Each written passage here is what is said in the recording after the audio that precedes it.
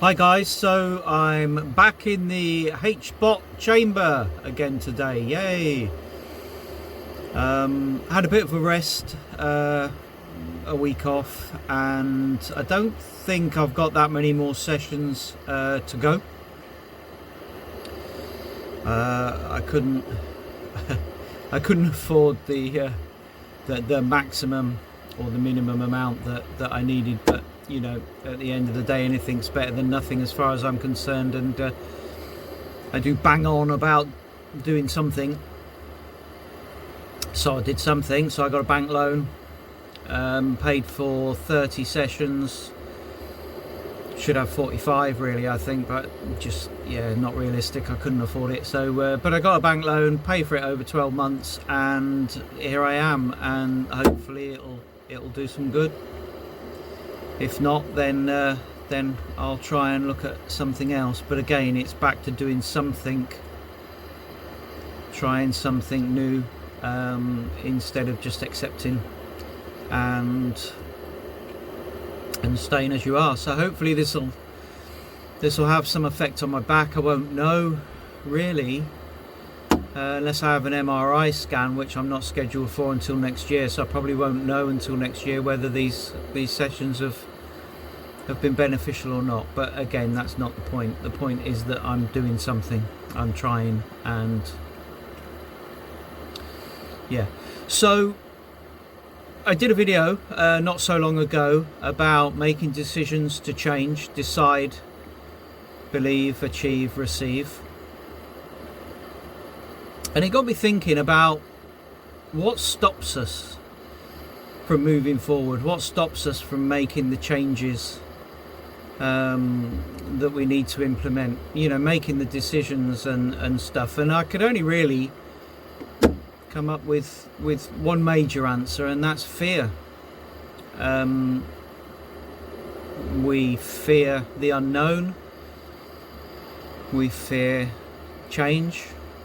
Particularly forced change, implemented change that we make ourselves isn't quite so bad because we've got control over that. But forced change is slightly different. Change that happens beyond our control can be really scary, and as human beings, we don't really like change. We like the security of knowing, you know, who we are and where we are and what's happening around us. And you know, if we can't control that, our brains start to work overtime, and what if comes into it. What if this happens? What if that happens? What if I'm not good enough? What if I can't do it? There's all sorts of different things that creep in. But controlling fear is something that I think is, for me particularly, has always been quite difficult to do. Particularly when your brain runs free and you start overthinking things, and you're never quite sure. You know, things are changing around you and they're beyond your control, and you don't really know where you're going to be, how you're going to cope, and where you're going to end up. And it can be a spiral downwards.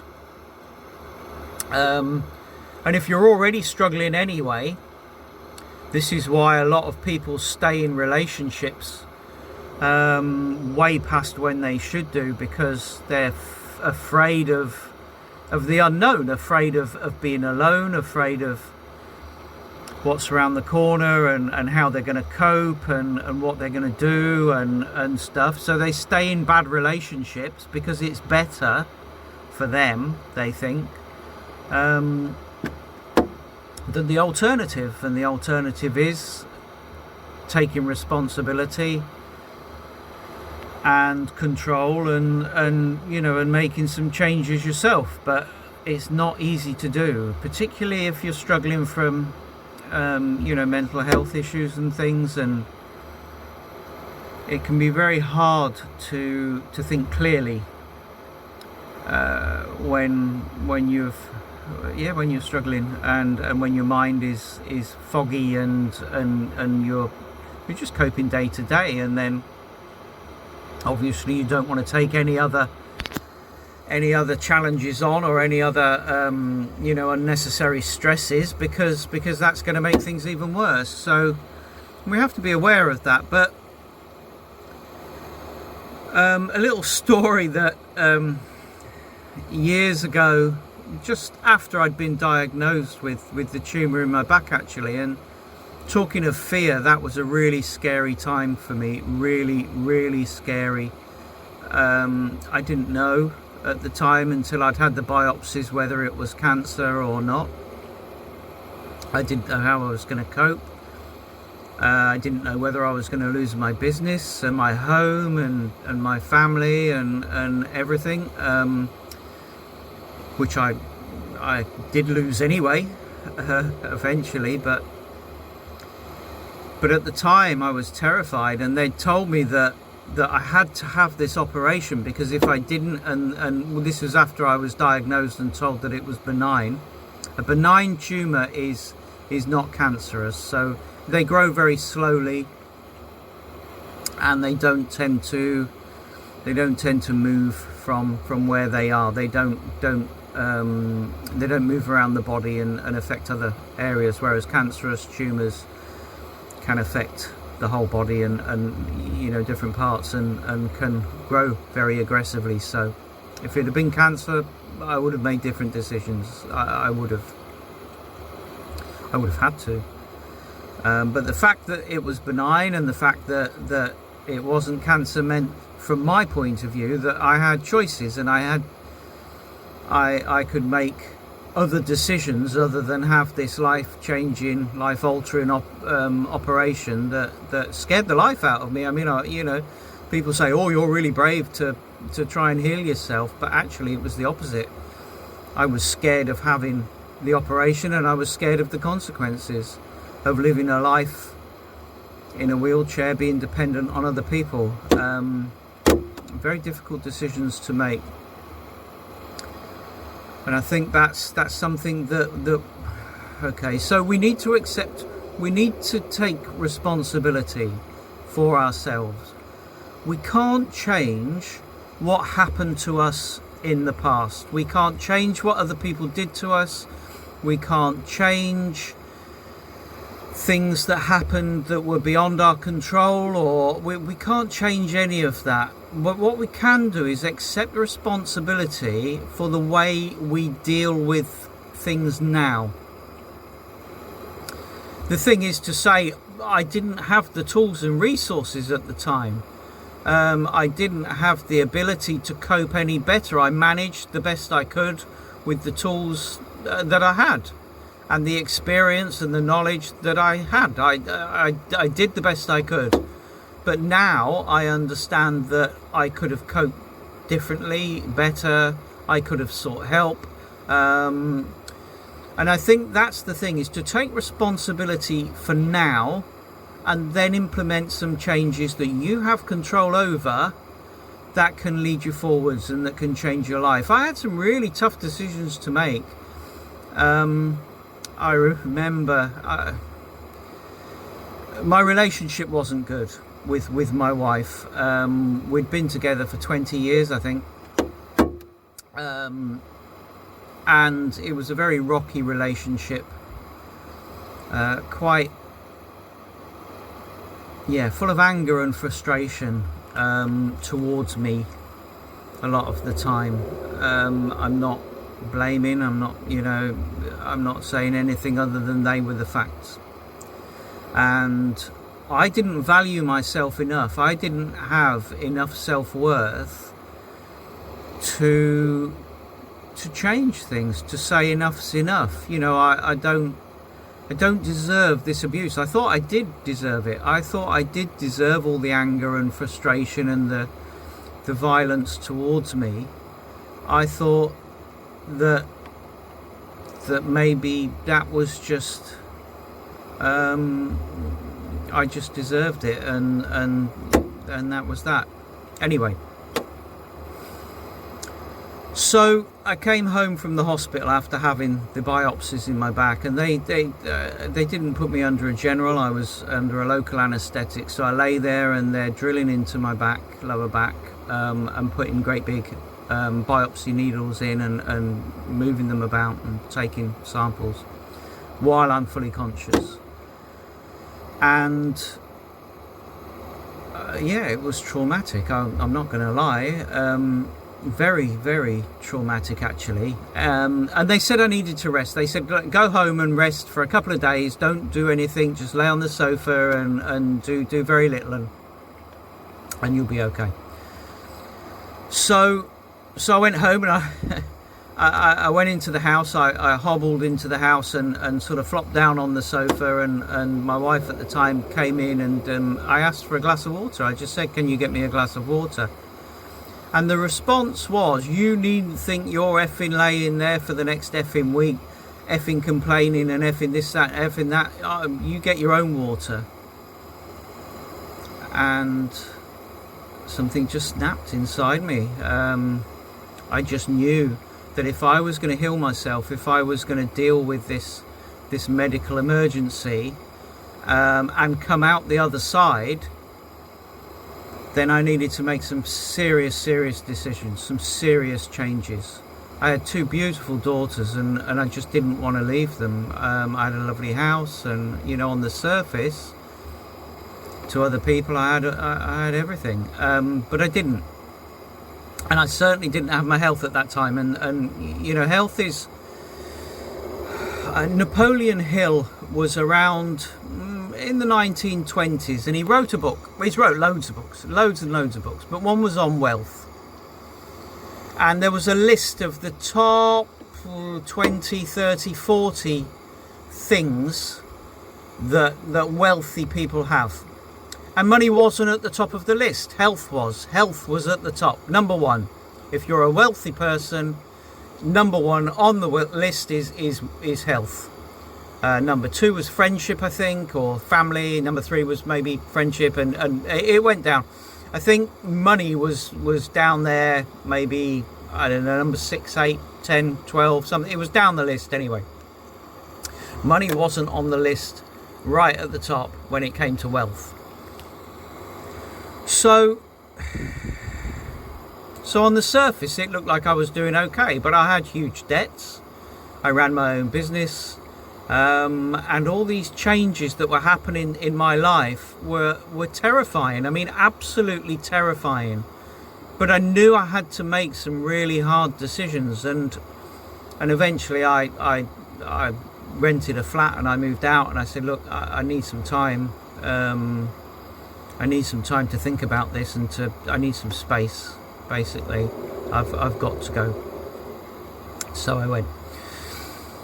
But before that happened, I booked a family trip to Euro Disney. I wanted to try and work things out, to make things better, and to try and rebuild that relationship that I felt I'd lost. And so we went to Euro Disney, and my best friend ran the martial arts club that I attended, the Taekwondo club that I attended. And I said to him, I'm going to Euro Disney. And he said to me, I went to Euro Disney. It was absolutely fantastic. I took the kids and I went on everything. And it was brilliant. And I'm like, oh, right, okay. I don't like roller coasters. I like to be in control. I don't like anything that is really fast that I can't control, basically. And I don't like roller coasters. Never have done, even as a kid.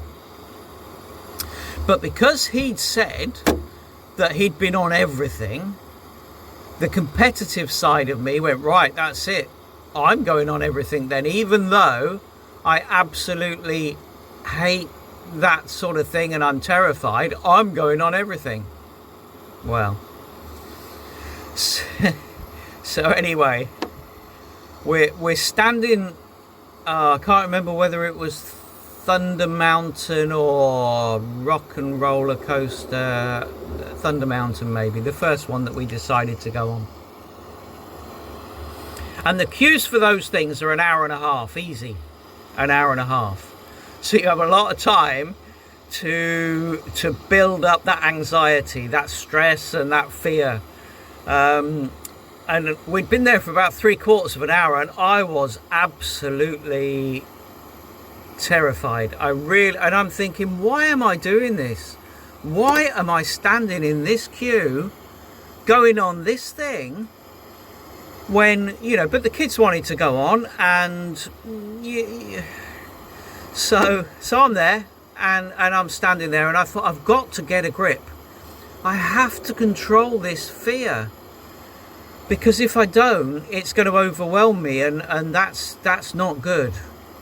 So I started thinking about what fear is. So fear basically is the body's reaction to something that it thinks is a threat to our security, a threat to our health, basically. They call it fight or flight, or freeze now. Fight, flight, freeze. They've added another one, freeze, because some people do just freeze. So I started thinking about, okay, so fight or flight. What am I going to do? I have the opportunity to leave the queue. I have the opportunity to run away from this. But then I didn't want to lose face in front of my martial arts instructor, my best friend. I didn't want to go home and him say, "Oh, did you go on everything?" And me go, "No, I couldn't do it. I was terrified. I backed out like a baby. I didn't want to do that." So I made a decision, and I decided that I was going to fight.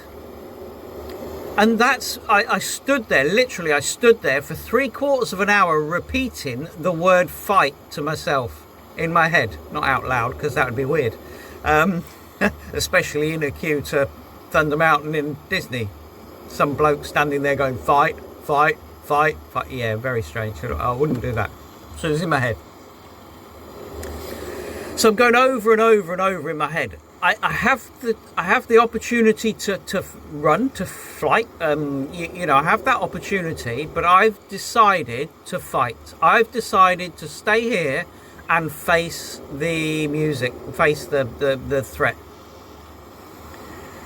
So for 3/4 of an hour in my head, I'm going fight, fight, fight, fight, fight, fight, fight, fight, fight. I'm not running, I'm fighting. I'm not running, I'm staying, I'm fighting, I'm fighting. Anyway, after 3/4 of an hour, I got to the front of the queue. There was no anxiety, there was no fear, there was no nothing. In fact, I was really looking forward to getting on. And I had a whale of a time, absolutely brilliant. And from that point on, I went on everything else, and I never had a problem, because I faced up to that fear and I made a decision. I made the decision that I wasn't going to run away, I was going to fight.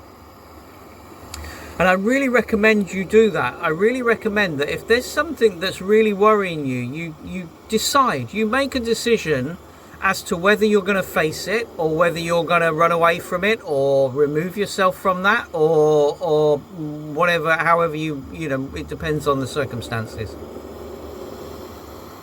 Because it does help massively. And there's an awful lot of stuff that we can't change. It happens to us, and it happens to us, regardless of our feelings or our input or it just happens to us, and it's out of our control, and we can't do anything about it. But, and this is the thing, we can do something about the way we react to it and the way we deal with it. A classic example maybe is that you're in a job that you've had for 20 years and it's okay, you plod along, you've kind of lost all enthusiasm, but you turn up, you get your paycheck, you go home. It's been the same for 20 years and it'll do. It's okay, it pays the bills. And then all of a sudden a new manager, supervisor, whatever turns up and starts making some changes. And all of a sudden you've got targets and you've got nowhere to hide, and you've got training courses to go on, and reports to do, and all this stuff, the whole job's just changed overnight, totally out of your control. You've got a few ways that you can deal with that. You can either say, right, this is my lot, I need to accept what's happened and roll with it, do everything they ask, and that's that. Or take a long, hard look at my life and go, well, I didn't really enjoy this job anyway. What would I like to do? Oh, I've always wanted to work with animals. I'll do a night course on animal care, and I'll volunteer at the local animal shelter, and I'll actively start, learning and qualifying in something, and then looking for a job in something that I really, really want to do. So although that change initially seems really bad, if you use that change in the right way and you react to it in the right way and you take control, it could turn out to be the absolute best thing that's ever happened to you. A year down the line, you could be in a job working with horses or something that you absolutely adore, and you're the happiest you've ever been in your whole life. Whereas, a year ago, you were plodding through life being really miserable, really sad, really unhappy. So what I'm saying is that stand back from the changes that are happening around you, evaluate, decide how you want to proceed, what you would. You can fight against the changes. I mean, that's the third option, is you can kick off and go, oh, I'm not doing this, I'm not doing that, I've done this the same way for 20 years, I'm not going to change the way I'm doing stuff now, I'm going to. But what's going to happen? You're going to get the sack effectively, aren't you? They're going to make your life so miserable, or something's going to happen. So what I'm suggesting is that this decide, believe, achieve, receive thing that I talked about in another video, when change is happening, when fear is driving you, step back and have a look and go, right, okay, how am I going to deal with this situation? Am I going to run from it? Am I going to fight? Am I going to take control and get the outcome that I personally want from this? Or am I just going to let it just overwhelm me and push me further down? Allow me to spiral deeper and deeper into depression and sadness. And because in my experience, I've had massive change in my life. As a kid growing up, my father left when I was about 8-9 years old, and for a good 3 or 4 years, things were okay. I mean, my mum was really sad, she was, but as a little boy, I'd kind of accepted responsibility for looking after her and being the man of the house. I had a younger brother as well, 3 years younger than me, so I kind of felt like I had responsibilities, and I grew up really fast, and I kind of looked after the two of them and took responsibility. Not so much for the physical things, obviously I couldn't pay the bills, but I could take emotional responsibility. I used to wait up at night when my mum went out for a drink with her friends or someone or whatever.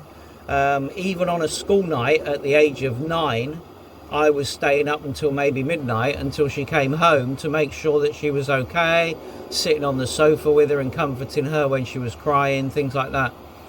So that was a huge change in my life, and I didn't deal with it very well, to be honest with you. I didn't cope with that part of my life. As a 9-year-old boy, I didn't have the tools and resources. I did what I had to do, what I thought was the right thing to do. Some of it wasn't the right thing to do. Okay, but I did the best I could. And I can't change what happened, but I can change the way I think about it and feel about it now. Okay? So I used to think that my mum didn't love me because she didn't care where I was, what I was doing. I could come home at any hour of the day or night. I think in the school holidays, once I disappeared for 6 weeks. I just went to a friend's house for 6 weeks. No phones, no, it's not like you had a mobile phone or anything. I mean, there were phones, but I never bothered ringing her. And she never asked where I was. I just didn't come home. Can you imagine that? Your kid goes out, your 11, 12, 13-year-old kid goes out one day and just doesn't come back for weeks. And then all of a sudden you get a phone call from this angry mum of his mate going, I'm not running a home for waifs and strays. I've had your kid living with me for the last 6 weeks. I'm sick of the sight of him. Can you come and get him, please? And as it was, they didn't come and get me. I walked home 8 miles from, so basically it's like on your bike. So I went home. I used to think that that was really terrible, and then I changed perspective and I thought, you know what child now would have that freedom, that independence, that character building experience to look after themselves and be on their own with no parental guidance whatsoever for that amount of time at that age? I can't imagine. I certainly, if my kids didn't come back for tea, I'd be on the phone ringing around trying to find out where they were. Now, I used to think it was a bad thing, but now I don't. I genuinely believe I had the most wonderful childhood I possibly could have had, because I had the freedom to do whatever I wanted to do. And it was unbelievable. It made me an independent person, a problem solver, somebody that was able to react to situations on his own and deal with stuff. It also caused a lot of problems because I wasn't taught emotionally how to react and deal with certain stuff. I as a child, I was left to fend for myself. So, and we learn from our parents. We learn how to react to problems and situations and things by watching how our parents react to them. So, if your parent, everything was a crisis, the chances are you're going to grow up to believe everything is a crisis, even the smallest things. And we can change that. We can change the way that we behave just by evaluating and looking and going, right, okay, so at the time, that's why I behaved the way I behaved, but now I know differently. Now I have options. I have more tools and resources. I have people to help me. The integral eye movement therapy, the IEMT, that I keep banging on about, and I will keep banging on about because it's the best therapy I've ever done, and it has really, really changed my life. It can change yours too. It can draw a line under those memories, those experiences, those traumas from the past, whatever you want to call them. It can draw a line under it, and it can break you free from the emotional pain of those memories. You don't lose the memories. The memories are still there if you want them to be, but you don't feel the same way about them anymore. So you can think about things objectively, and it's really important that you do that you stand back and you think about a situation objectively. So I've got another story for you about change, and it's a classic example of how initially, when change happens, forced change, not change that we implement ourselves, but forced change. When forced change happens, we immediately click the negative. We immediately go, oh my God, what am I going to do? Oh, it's like, I don't know, and blah, blah, blah. It's terrible. This is awful. I've got no options. I've got no control. I don't know what I'm going to do. Okay, so after I walked away from my marriage of 25 years at the time when I left, and I moved out, and I rented a flat, and then unfortunately after a year I couldn't afford the flat, so I moved into a caravan, and then after about 6 months I couldn't afford that. The ground rent was due, and unfortunately I became homeless. I slept in the car for a while. My stepfather, I didn't have a good relationship with my stepfather. He came into my life at about age 13, which is a really difficult age. I'd been used to looking after my mum and my brother on my own. I'd been used to the freedom of doing whatever I wanted. And he was very controlling, very abusive, physically, but more mentally. He was very abusive mentally. And this is something else that I want to talk about as well. I'll just digress a bit before I go back to the story about change. People will project their fears onto you, their insecurities, their fears, their low self-worth. They'll project it all onto you. So as a kid growing up, I was useless, lazy, I'd never amount to anything, I was a piece of shit. Those were the words that were used against me. You effing, like, I came home one evening and I was hungry, so I took 2 eggs out of the fridge and I made myself 2 boiled eggs with some bread. And because I did that, because I had 2 eggs, I dared to eat 2 eggs. I was thrown all over the kitchen, and yelled at, and basically made to feel like the worst person on the whole planet because I dared to eat 2 eggs. I was paying board. I was 16 and working, but you know, I earned £15 a week and I was paying 10 in board. Work out that if you will. So I had £5 a week to run a motorbike, get to work, buy clothes, food, you know. Yeah, anyway. So my point is that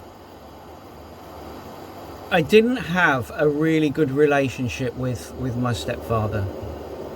I'd been homeless once before, age 19, and I desperately didn't want to go back home to him then.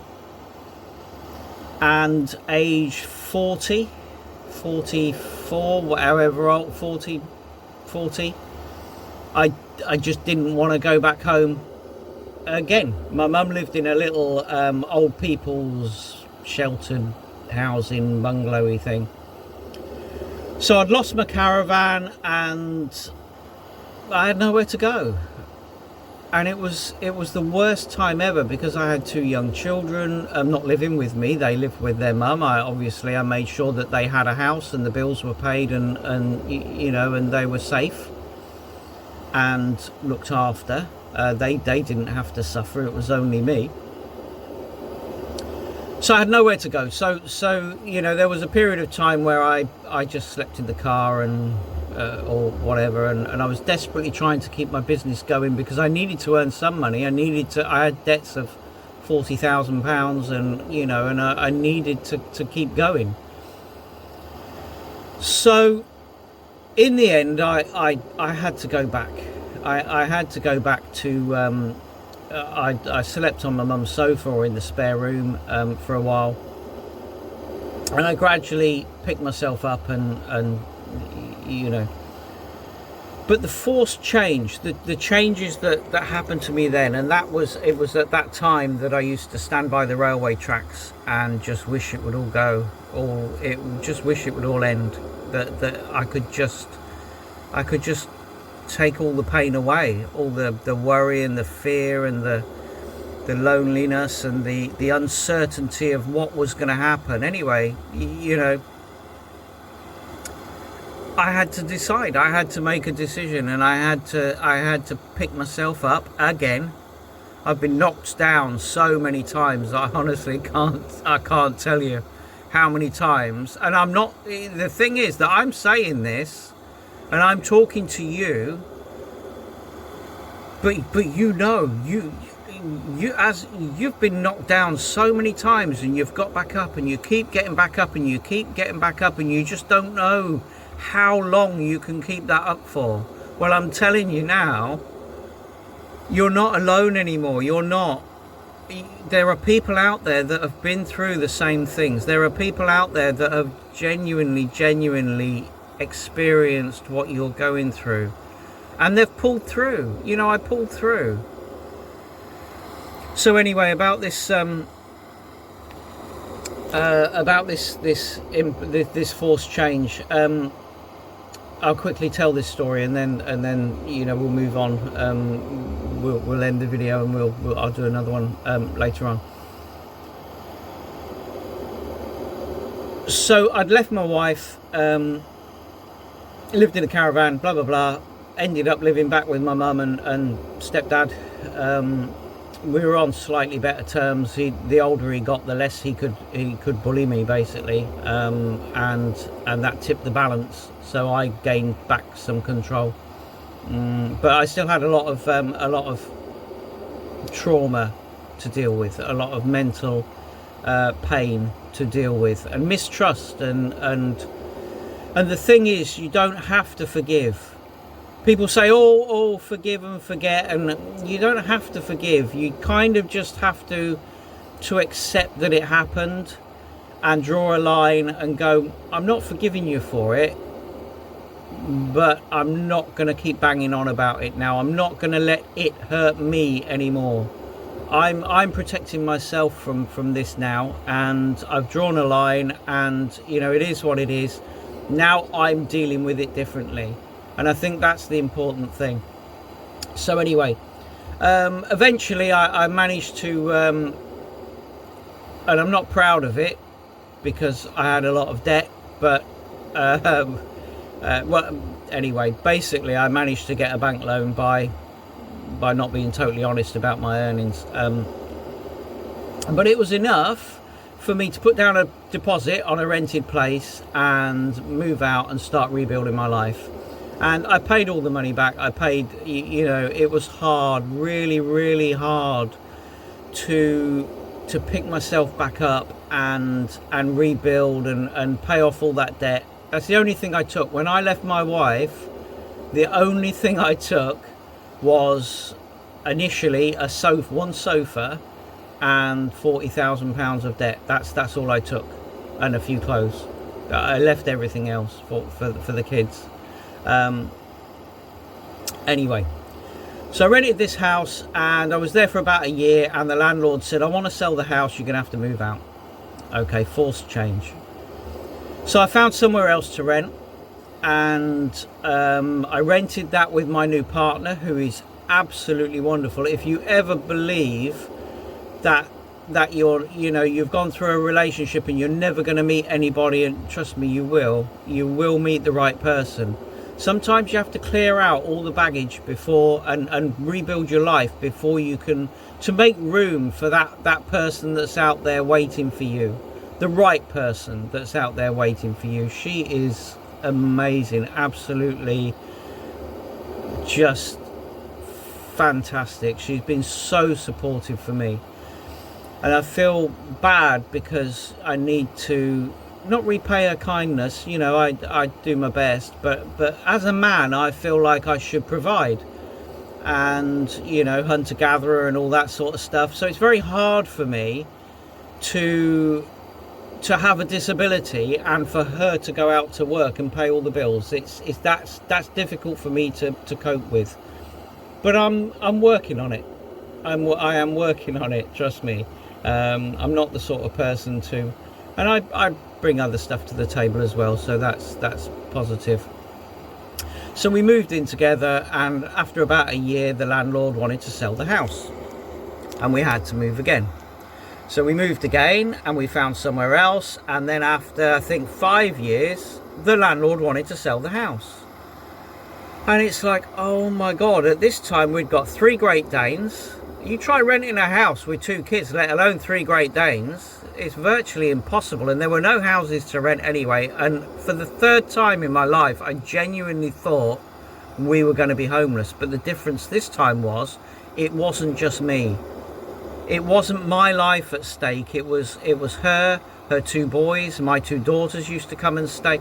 So there was a lot of other people, not just me, that I had to consider. She was crying all the time, like, you know, my back was absolutely, I couldn't stand, let alone walk. And I felt so helpless. And we tried and tried and tried to find somewhere to rent, and we couldn't. We just, there was nowhere available. We lied about the dogs at one point and said that they were Labrador crosses, in the hope that we could, but no, there was no opportunity. Anyway, so I sat there one day and I thought, this can't go on. This cannot go on. I have to do something. I've got to. I rang a couple of charities. I rang a couple of housing associations. And in the end, I rang a friend, an old friend. I hadn't spoken to him for a while. And I rang him and I said, hi, it's Rick. I've got a bit of a problem. I'm going to be made homeless and I'm struggling and I just can't find anywhere to rent. Have you got any suggestions? And he said, try the local country estate, the stately home country. He said, I know that they have cottages and houses to rent. He said, and I know that they don't have a problem with dogs, because his friend had about 6 spaniels and something else, and they were, you know, they were over the moon that there was no problem. So I'm like, right, okay, thanks ever so much. I said, I'll ring them now. So I rang them straight away. I didn't want to do this because I was afraid. I was afraid of being rejected again. I was afraid of hitting another brick wall. But I had other people to think about, and I had to force myself to make that phone call. I don't like talking on the phone. I don't like doing anything really, if I'm honest. These videos are they're hard for me to do. I'm not a professional speaker. I'm not some, you know, I had a manual job. I'm just an ordinary bloke. Anyway, so I rang the estates department, spoke to a lovely lady, and I explained the situation and said, have you got anything available? And she said, well, we have 1 cottage. It's not ready yet. She said, it's only 2 bedrooms, so I don't think it'll be suitable for you. She said, but it's not ready, but it will be ready in about 3 weeks. So I said, great, can I have a look at it? It's not up to us. You have to ring the estate agents. So, but she said, you know, that's the only one that we've got, and it's due to come up for rent within the next 3 weeks. So I'm like, right, okay, thank you so much for your help. I said, I really do appreciate it. I'll ring the estate agents. So I rang the estate agents, and they said, oh, well, we have got one coming up, but it's not available yet. I said, can I have a look at it? But it's not available yet. I said, can I have a look at it? Yeah, but it's not available yet, and we haven't even got the details for it yet. I said, well, so who's the lady that deals with it? So they gave me her name. Is she in the office? No, she'll be back about 4:30. I've gone, okay, fine, bye. So when my partner came home from work, I went, get in the car, we're going to the estate agents. And she went, what? I said, just get in the car, we're going to the estate agents now. So we went down there, it was about 4 o'clock, and we sat in the estate agents for half an hour waiting for this poor lady to walk through the door. And as soon as she walked through the door, I said to the girl in the office, I said, is this her? She went, yeah. So I'm like, so I'm up there and I'm like, you've got a house for rent. And you know, it's a cottage and it's 2, and I know it's not ready yet, but can we have a look at it? And she went, well, I haven't got the keys. I haven't got any details. She said, I haven't even got, she said, I haven't got any. I said, when will you get the stuff? When will you get the keys? And she said, well, I don't really know. I haven't really, so we should get them in the next week. So I said, can we have a look at it tomorrow then? So she's gone, no, I haven't got the keys. I said, well, can you get the keys? Can you get the keys tomorrow? And we'll go down tomorrow and have a look. And she went, I said, I've spoken to the estate office and they said we could have a look. So anyway, she got the keys. We went down and had a look. I said, bring the paperwork with you. Bring the paperwork because we'll be signing. So we had a look. It was perfect, this place. Honestly, it's the most beautiful little cottage you've ever seen in your life. My bedroom is our bedroom is downstairs in the dining room, because it's only 2-bedroom and the bedrooms upstairs are small and I can't get up the stairs, right? So we're sleeping in the dining room. But I don't care. It's got a log burner and it's got a beautiful, well, it wasn't a beautiful garden when we moved in, but it is now. And it's just the most fantastic place. But my point is, if I'd have sat back and done nothing, God knows what would have happened. I had to take control of the situation, and I had to that forced change. I had to deal with my fears. I had to put my fears to one side, and I had to just go for it. I decided, and I believed that there was a place out there for us. When we moved in, everybody helped us because I couldn't walk. In fact, it was the day before lockdown, March, whatever it was, 2020, I think. It was literally, we managed to move in the day or a couple of days before the whole country was locked down. And we sat there in lockdown and we're looking at each other, and I'm like, well, that worked out okay in the end, didn't it? And I still, even 5 years later, I cannot believe that we're living where we're living. It's beautiful. Yes, we're renting it. It's not ours. But you know, we've got somewhere to live, and it's a fantastic place, and it came out of the blue, and I'm so grateful for it. I really am. And that's the other thing, guys, is whatever happens in your life, try and take control, but be grateful for the experiences. Because if we hadn't gone through the other three, losing the other 3 houses, and we hadn't gone through all the uncertainty and the fear of being homeless, we wouldn't appreciate quite as much what we've got now. And trust me, we're really thankful for it. We are really grateful for the fact that we have somewhere. And luckily the country estate don't tend to sell their houses, so the chances of us being made homeless through a sale are very slim now. So we have that security almost. I mean, nothing's ever completely secure, but at least we have a little bit more reassurance that we're okay. So deal with your fears. Stand up to your fears. Make a choice. And you can walk away. Sometimes the best thing to do is to walk away from a situation, not run, you know, fight or flight, or well, you fight or you run away. I don't like that terminology, but to choose not to fight sometimes is the best decision. It's the right decision. But we're back to making a decision. We're back to deciding, committing, believing, putting in the work, putting in the effort, making the phone calls, making these things happen. Okay?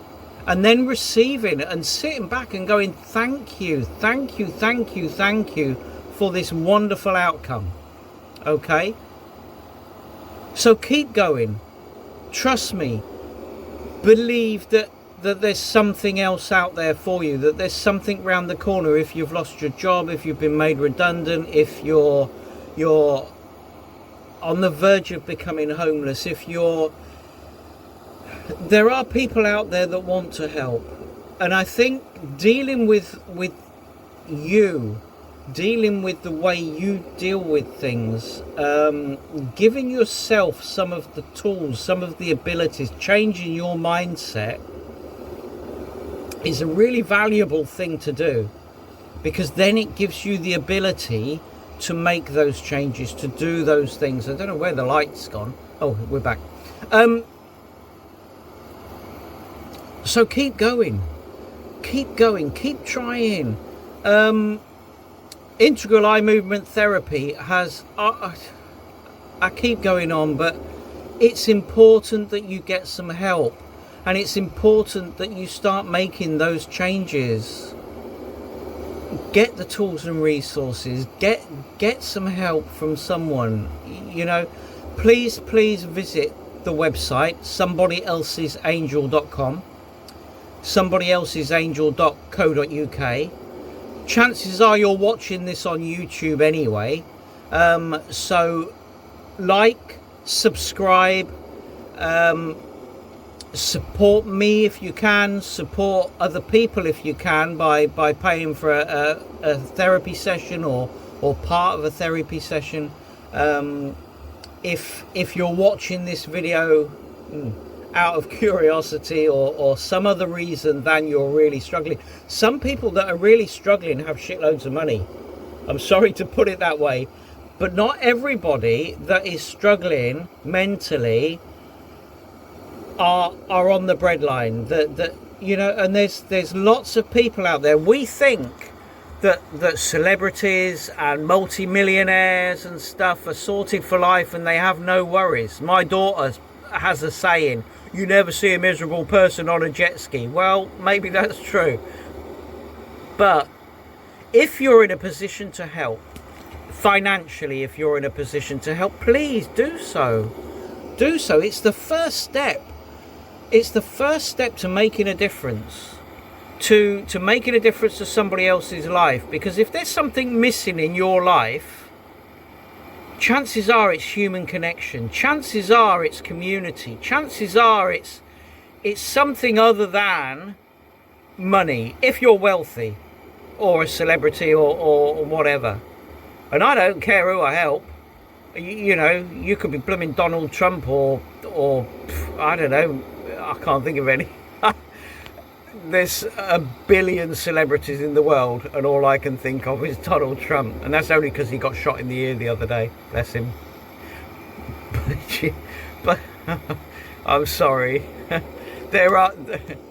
I'm going back to thinking about the likes of George Michael and Amy Winehouse and Robin Williams and, you know, and these celebrities that have really struggled. Caroline Flack, I've mentioned before. Oh, honestly, it doesn't matter who you are. You could be David bloody Beckham, but if you're having doubts, if you're having problems dealing with anything, Jeremy Clarkson is another one. He pisses me off a bit, to be honest, banging on about, oh, I'm a multi-millionaire and I haven't got any A-levels or anything. Well, no, but instead of banging on about how rich you are, how about saying to people, and I want to tell you how I did it, I want to help you to do the same, instead of just banging on about what you've got and go, you can do it if you want. Help people. You've got the money to help people, you know? And if you haven't got the money to help people, you can still help people, you just have to do it in a different way, is what I'm saying. So this has been this is my longest video yet. And I hope you're still with me. I really do, because the message is important. The message really is important. And the message is you can do it. You can decide to do it. You can believe, you know, you can keep going. Please keep going. Get some help if you can. Learn but please, tomorrow is going to be a better day. I promise you that things will work out if you just give it a chance. So it's been fantastic talking to you today. The HBOT session has finished. That's an hour of me babbling on about changing your life. But I hope that I've made some difference. I hope that something I've said has struck a chord, and that you can start moving forward. So please believe it is possible, and you are awesome. You're awesome for being here still, for getting through all the stuff that you've got through in your life. No matter where you are in your life, you could be 18, you could be 80. It makes no difference how old you are, okay? You've got through this far, and good things are coming. So stick with it. Stick with me. Please, please, please don't give up. And we'll speak again soon. Okay, so take care, be good, and stay safe.